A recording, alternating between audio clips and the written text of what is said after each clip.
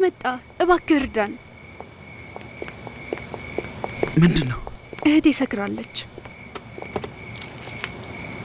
ለምን ብዙ ጠጣች? ጥሩ ስሜት ላይ አይደለችም። እባክህ እናስገባት። እቤት ደርሰናል። ነይ ውስጥ እንግባ።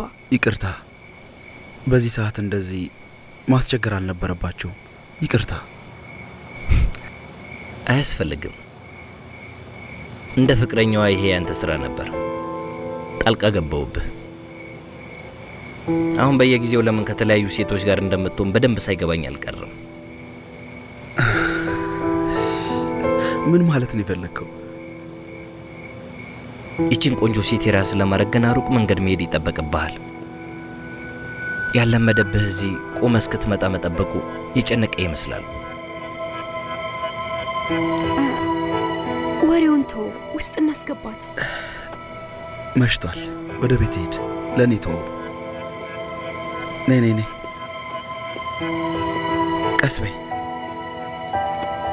አይዞሽ። ቀስ ቀስ ቀስ። እና ምንድን ነው? ለዛሬው አመሰግናለሁ።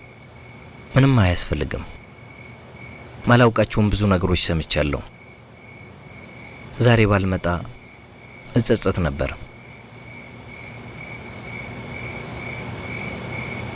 ገብተሽ ረፊ።